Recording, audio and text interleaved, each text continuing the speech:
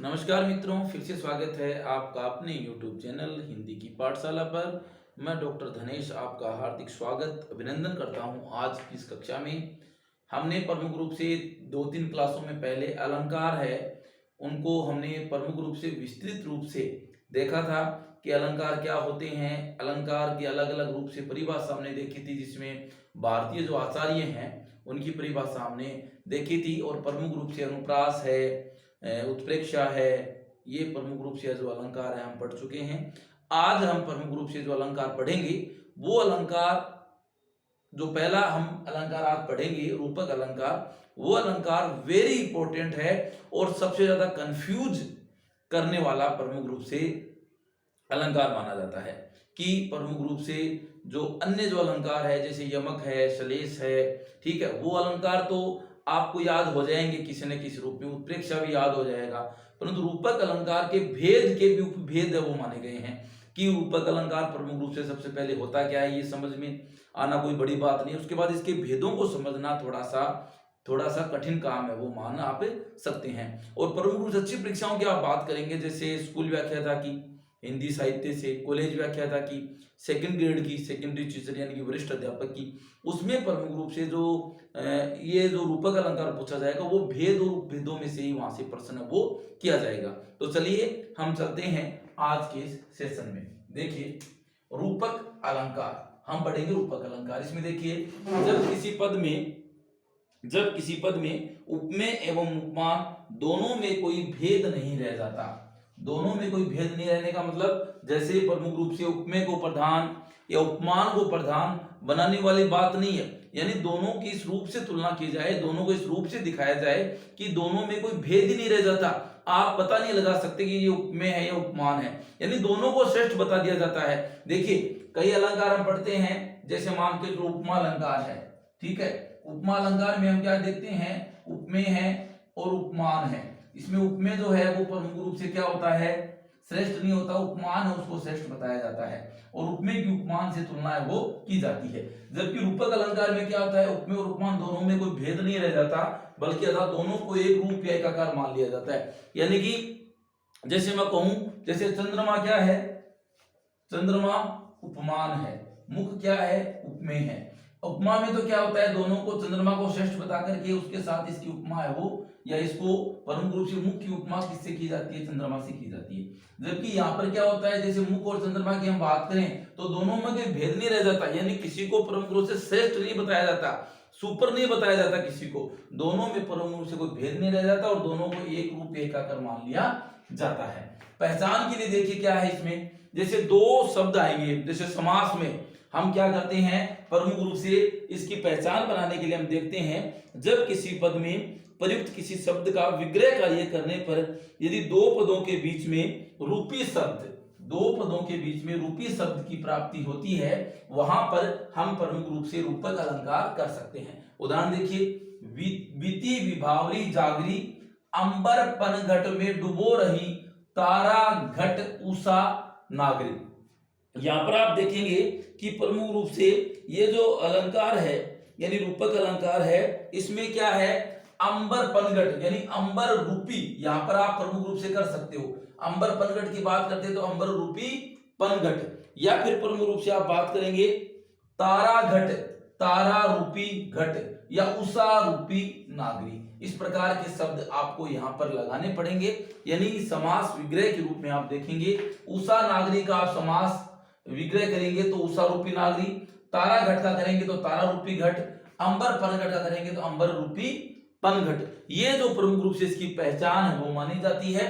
और इसमें प्रमुख रूप से आप बात करेंगे किसकी, कि यदि इसमें उपमेय और उपमान की है, तारा और घट, उषा और नागरी, अंबर और पनघट, इनमें आप कोई तुलना नहीं कर सकते, इनमें आप प्रमुख रूप से कोई भेद नहीं कर सकते, दोनों को एक ही मान लिया जाता है। और पहचान को आप विशेष रूप से ध्यान है वो रखेंगे। भेद की बात करते हैं, इसके दो भेद माने गए हैं, अभेद रूपक और तद्रूप रूपक। सबसे पहले बात करते हैं हम अभेद रूपक की। यहां पर देखिए अभेद रूपक में अभेद का शाब्दिक अर्थ होता है कोई भेद नहीं होना, कोई भेद नहीं होना। अर्थात आप देखेंगे रूपक अलंकार के किसी पद में यदि उपमेय उपमान में कोई भेद नहीं रह जाता, यानी कि रूपक अलंकार के किसी पद में यदि उपमेय उपमान में कोई भेद नहीं रह जाता, अर्थात दोनों को एक रूप मान लिया जाता है, वही बात मैंने ऊपर वाली सामान्य से बात इसमें कही है, वही जो बात यहाँ पर लागू हो जाएगी, वहां पर अभेद रूपक वो मान लिया जाएगा। और प्रमुख रूप से आप देखेंगे कि दोनों को क्या कर लिया जाता है, एक रूप ही वो मान लिया जाता है। और इसके प्रमुख रूप से 3 उपभेद है वो माने जाते हैं, सांग रूपक, निरंग रूपक और परम्परित रूपक। अब हम सबसे पहले हम देखेंगे सांग रूपक अलंकार। सांग रूपक यानी कि प्रमुख रूप से, जैसे कि आपको स्पष्ट हो रहा है, सांग, सांग का मतलब स जोड़ अंग, ठीक है, ये प्रमुख रूप से सांग हो जाएगा। और स का मतलब सहित और अंग का मतलब अंग, जो भी प्रमुख रूप से इसमें अंग होंगे। अर्थात इस प्रकार से आप परिभाषा देखें, रूपक अलंकार के किसी पद में यदि अंगों सहित रूपक की प्राप्ति होती है, यदि किसी पद में अंगों सहित रूपक की प्राप्ति होती है, वहां पर प्रमुख रूप से कौन सा अलंकार होगा, सांग रूपक अलंकार है वो होगा। इसमें प्रमुख रूप से उदाहरण देखिए, उदित उदित उदयगिरी मंच पर रघुबर बाल पतंग, विकसे संत सरोज सब हर्षे लोचन भृंग। इसमें प्रमुख रूप से क्या है कि बहुत सारे जो हैं, और इस अलंकार को हम प्रमुख रूप से सावयव रूपक भी कह सकते हैं। सावयव यानी अवयव सहित, अवयव या अंग एक ही बात है, अवयव सहित। पहचान के लिए यहाँ पर देखिए, जब किसी पद में एक से अधिक स्थानों पर रूपक की प्राप्ति होती है, यानी इस अलंकार में आप ध्यान देखेंगे कि एक से अधिक, यानी इनमें तो एक जगह ही मिल जाएगा, यहाँ पे एक से अधिक स्थानों पर आपको रूपक की प्राप्ति होती है, या उपमेय उपमान की यहाँ पर बात है वो की जाती है। प्रथम रूप में हम बात करेंगे तो मंच और उदयगिरी। ये देखिए, मंच और उदयगिरी में प्रमुख रूप से क्या है, उपमेय और उपमान है। मंच इसमें क्या है, उपमेय है, और उदयगिरी क्या है, उपमान है। उसके बाद देखिए, रघुबर और बाल पतंग, रघुबर और बाल पतंग, बाल पतंग इसमें क्या हो जाएगा, उपमान हो जाएगा। रघुबर यानी राम जो है वो प्रमुख रूप से क्या हो जाएगा, आपका उपमेय मान लिया जाएगा। प्रमुख तृतीय रूप में देखेंगे, संत और सरोज, संत और सरोज, संत प्रमुख रूप से क्या हो जाएगा, उपमेय हो जाएगा। सरोज यानी कि जो कमल है वो प्रमुख रूप से क्या हो जाएगा, उपमान हो जाएगा।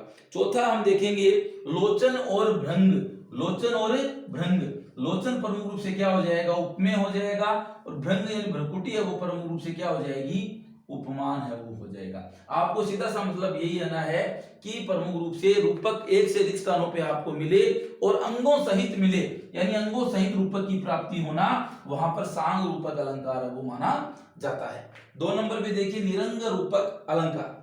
इसमें देखिए, निर जोड़ अंग, देखिए इसमें हो जाएगा निर जोड़ अंग, अर्थात अंग रहित। इसमें तो सहित था और इसमें क्या है, रहित है, यानी बिना अंगों के रूपक की प्राप्ति होना प्रमुख रूप से निरंग रूपक माना जाता है।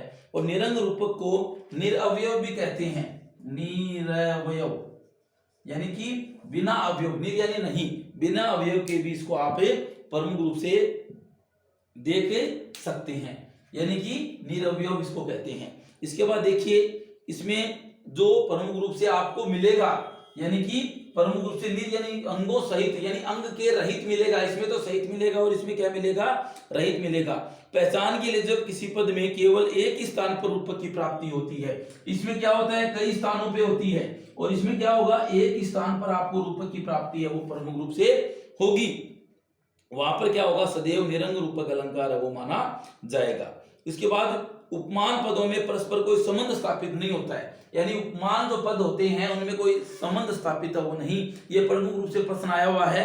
ऐसा कौन सा अलंकार है जिसमें उपमान में प्रमुख रूप से संबंध स्थापित नहीं कर सकते, तो उसका उत्तर प्रमुख रूप से निरंग रूपक है वो माने सकते हैं। देखो, पायोरी मैंने राम रतन धन पायो, ये प्रमुख रूप से राम रूपी रतन धन पाने की प्राप्ति की बात है वो कही गई है। तो देखिए, राम रतन धन, राम रूपी रतन यानी क्या हो जाएगा, राम नाम रूपी धन, यानी धन हो गया, ठीक है, राम यानी कि राम का नाम, अर्थात भगवान की भक्ति जो है उसका जो नाम है, वो जो धन है वो मैंने प्राप्त है वो कर लिया है। इसमें केवल एक जगह ही आपको रूपक की प्राप्ति होगी, वहां पे निरंग रूपक या निरंग रूपक आप माने सकते हैं। इसके बाद देखिए, परम्परित रूपक। परंपरित रूपक में देखेंगे जब किसी पद में दो स्थानों पर रूपक की प्राप्ति होती है तथा वे दोनों रूपक परस्पर इतने घनिष्ठ रूप से जुड़े रहते हैं कि उनमें किसी एक रूपक को हटा दिए जाने पर अथवा हटा हुआ मान लेने पर दूसरा रूपक स्वतः ही हटा हुआ माना जाएगा या हट जाएगा। यानी दो रूपक आपस में कनेक्ट रहेंगे, संबंध रहेंगे, एक रूपक को आपने हटा लिया तो दूसरा स्वतः ही क्या हो जाएगा, हट जाएगा, वहां पर परंपरित रूपक है वो माना जाता है। देखिए जय जय जय गिरिराज किशोरी, जय महेश मुख चंद्र चकोरी, इस प्रमुख रूप से आप उदाहरण में देखेंगे कि प्रस्तुत पद में पर्वतराज हिमालय की पुत्री पार्वती, देखो गिरिराज किशोरी, गिरिराज यानी पर्वतों के राजा की पुत्री किशोरी, जो प्रमुख रूप से शिव की पुत्री को चकोरी के रूप में तथा भगवान शिव को चंद्रमा के रूप में। देखिए चकोरी तो कौन है, ये किशोरी, और महेश क्या है, चंद्रमा के रूप में है। यानी कि देखिए प्रमुख रूप से दो चीजें कनेक्ट की गई है, यहाँ पे दो का संबंध स्थापित किया गया है, एक तो पार्वती के लिए और एक शिव जी के लिए। पर्वतों के जो राजा हैं उनकी पुत्री कौन हो जाएगी, पार्वती हो जाएगी, और चंद्रमा के रूप में कौन हो जाएंगे, प्रमुख रूप से महेश यानी शिव है वो हो जाएंगे। यदि यहाँ शिव मुख को चंद्रमा नहीं माना जाए तो पार्वती को भी चकोरी नहीं माना जाएगा। इस प्रकार दोनों रूपक घनिष्ठ रूप से जुड़े हुए हैं, इन रूप से जुड़े होने के कारण यहाँ परंपरित रूपक अलंकार है वो माना जाएगा। देखिए इसमें प्रमुख रूप से एक चीज तो ये है, और एक महेश का मुख है वो चंद्रमा के समान है। यदि महेश के मुख को चंद्रमा से हटा लिया जाए तो प्रमुख रूप से यहाँ पर पार्वती की कोई भी वैल्यू नहीं रहेगी, पार्वती का प्रमुख रूप से कोई भी यहाँ पे रूपक अलंकार नहीं होगा। वहां पर प्रमुख रूप से क्या होगा, यानी दोनों रूपक घनिष्ठ रूप से जुड़े हुए होते हैं, एक को हटा लेने पर दूसरा ही स्वतः उसका अर्थ है वो समाप्त हो जाएगा। इसके बाद तीन इसके भेद हो गए ये प्रमुख रूप से। इसमें देखिए दूसरा जो भेद, ये देखिए तद्रूप जो रूपक है वो हम यहाँ पर देखेंगे। इसमें देखिए आप कि रूपक अलंकार के किसी पद में जब उपमेय को उपमान के दूसरे रूप में स्वीकार किया जाता है तो वहां तद्रूप रूपक अलंकार माना जाता है। पहचान के लिए रूपक अलंकार के किसी पद में यदि दूसरा, दूसरी, दूसरो, दूजा, दूजी, दूजो, ये भी ध्यान रखेंगे इसमें प्रमुख रूप से। कौन सा, देखिए यहाँ पर दूजो आया है, दूजो ऐसे लिखेंगे, बड़ी मात्रा करेंगे दूजो में, दूजो, दूसरा, ये प्रमुख रूप से पहचान होती है। जैसे उत्प्रेक्षा अलंकार में मानो, जानो, जनो, मनो, जानो शब्दों की पहचान करते हैं, उसी प्रकार तद्रूप अलंकार में, तद्रूप रूपक अलंकार में भी आपको ये पहचान के लिए शब्द बता रहा हूं, इनको विशेष रूप से ध्यान है वो रखेंगे। कौन सा है, प्रमुख रूप से दूसरा, दूसरी, दूसरो, दूजो, दूसरो, ये शब्द जहां पर आ जाएंगे वो प्रमुख रूप से तद्रूप अलंकार का क्या रहेगा, उदाहरण रहेगा। देखिए तू सुंदरी सखी दूसरी, दूसरी भी आ गया, यह दूजो सुरताज, यानी दोनों शब्द इसमें आ गए तो आप पहचान के लिए इसमें क्या कर सकते हैं, तद्रूप अलंकार है वो कर सकते हैं। ठीक है, ये प्रमुख रूप से आप इसमें देखेंगे। अगले अलंकार के रूप में आज हम पढ़ेंगे भ्रांतिमान अलंकार। जैसा कि नाम से स्पष्ट है, भ्रांति, जैसे किसी चीज की हमें क्या हो जाती है, भ्रांति हो जाती है, संदेह हो जाता है, तो संदेह क्या है, अलग अलंकार है संदेह अलंकार। आपको प्रमुख रूप से भ्रांति और संदेह में अंतर है वो समझना है, इसीलिए भ्रांति अलंकार को हम आज पढ़ेंगे रूपक के साथ, और संदेह अलंकार को हम अगली कक्षा में पढ़ेंगे। तो देखिए भ्रांति अलंकार कहाँ होता है, जब किसी पद में इस प्रकार का वर्णन प्राप्त होता है कि वहां किसी एक पदार्थ को देखकर किसी समान विशेषता वाले लक्षण वाले, वेरी इंपॉर्टेंट बात है, के कारण उसे अन्य पदार्थ के रूप में समझ लिया जाता है। अर्थात एक वस्तु में किसी अन्य वस्तु का भ्रम उत्पन्न हो जाता है, वहां पर भ्रम हो जाए उत्पन्न। वहां पर देखिए एक होता है संदेह है, मान के चलो कि आप जा रहे हो रास्ते पे और आपको प्रमुख रूप से एक रस्सी पड़ी हुई मिली है, एक आपको भ्रम उत्पन्न होता है कि ये रस्सी है या सांप है, रात को अंधेरा है और आपको भ्रम उत्पन्न होता है कि ये रस्सी है या सांप है। एक आपको संदेह हो जाता है कि ये तो क्या है, प्रमुख रूप से सांप ही है, तो आप प्रमुख रूप से जा रहे हो और जाते हुए आपको क्या मिले, रस्सी पड़ी हुई मिले, और आप उसको क्या बैठते हो, भ्रम से उसको आप सांप समझ बैठते हो। ये समझ बैठना तो क्या है, भ्रांतिमान अलंकार है। इसके बाद प्रमुख रूप से वो रस्सी और सांप आप उसको समझ लेते हो कि उसमें आपको कोई संदेह नहीं रहता, कि प्रमुख रूप से ये क्या है, सांप ही समझ लेते हो और अपने आप पीछे खींच लेते हो, ये प्रमुख रूप से क्या हो जाएगा, संदेह अलंकार हो जाएगा। परंतु आज हम केवल भ्रांतिमान की बात करेंगे कि प्रमुख रूप से किसी समान विशेषता या लक्षण के कारण उसे अन्य पदार्थ के रूप में समझ लिया जाता है, वहां पर प्रमुख रूप से आप वहां पर भ्रांतिमान अलंकार मान सकते हो। अंधेरे में किसी रस्सी को देखकर उसे सांप समझ बैठना ही भ्रांतिमान अलंकार माना जाता है। कि मान के चलो रस्सी को आप सांप समझ बैठते हो, ब्रह्मवंश, ठीक है, क्योंकि सांप भी क्या होता है कि एकदम रस्सी के जैसा होता है और रस्सी भी क्या टेढ़ी मेढ़ी होती है, तो वहां पर आप उसको क्या समझ लेते हो, वहां पर उसको आप सांप समझ लेते हो रस्सी को, वहां पर भ्रांतिमान है वो अलंकार हो जाएगा। उदाहरण देखिए, ओस बिंदु चुग रही हंसनी मोती उनको जान।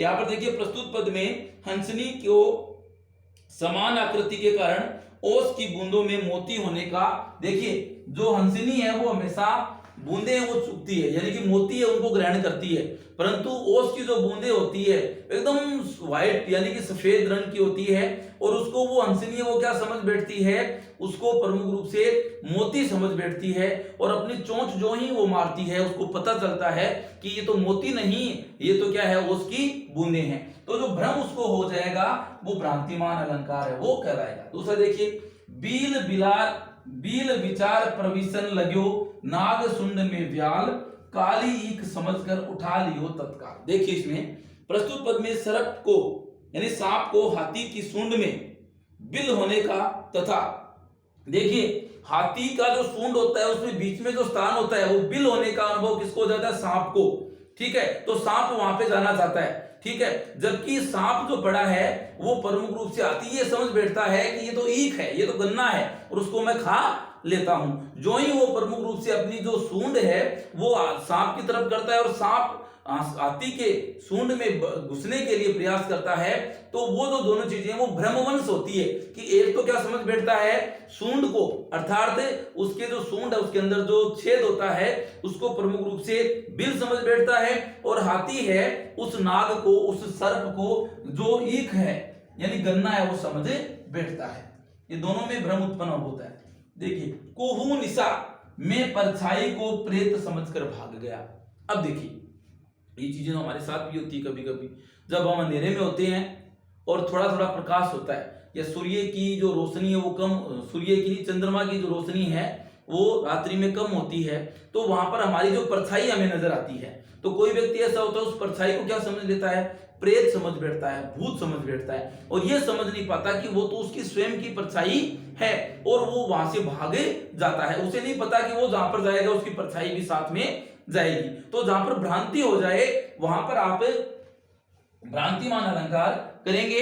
जहां पर आप रस्सी को सांप समझ बैठते हैं, जहां पर जो सांप है वो हाथी की सूंड को बिल समझ बैठता है, वहां पर हंसिनी है वो ओस की बिंदुओं को मोती समझ बैठती है, जहां पर जो हाथी है वो सांप को ईख समझ बैठता है, हम जो व्यक्ति अपनी परछाई है उसको प्रेत आत्मा समझ बैठते हैं, वहां पर प्रमुख रूप से आपका कौन सा अलंकार होगा, भ्रांतिमान अलंकार होगा। हमने प्रमुख रूप से अच्छे उदाहरणों के द्वारा इसको समझने का प्रयास किया है। ये तीनों उदाहरण परीक्षा में पूछे गए हैं और बार बार भ्रांतिमान और संदेह अलंकार भी बार बार परीक्षाओं में पूछा गया है। तो प्रमुख रूप से आज का ये सेशन, आज की इस कक्षा को आपने आनंद पूर्वक पढ़ा होगा, आपको समझ में आया होगा। यदि फिर भी आपको कुछ शंका है, डाउट्स है, तो कमेंट बॉक्स में जाकर के आप जरूर पूछें, आपकी उस शंका का समाधान वो किया जाएगा। यदि चैनल पे आप नए हैं तो प्लीज आप सब्सक्राइब कर लें और बेल आइकन को भी दबा लें, ताकि हर आने वाला वीडियो आप तक बिना किसी रुकावट के, बिना किसी व्यवधान के पहुंच सके। और यदि आपने सब्सक्राइब कर रखा है तो आप धन्यवाद के पात्र हैं। साथ ही साथ अपने दोस्तों के साथ इस वीडियो को शेयर करें और साथ साथ में आप लाइक के बटन को भी प्रेस करें, ताकि हम लोगों को एक मोटिवेशन है वो मिल सके। मिलते हैं नेक्स्ट वीडियो में, तब तक के लिए धन्यवाद।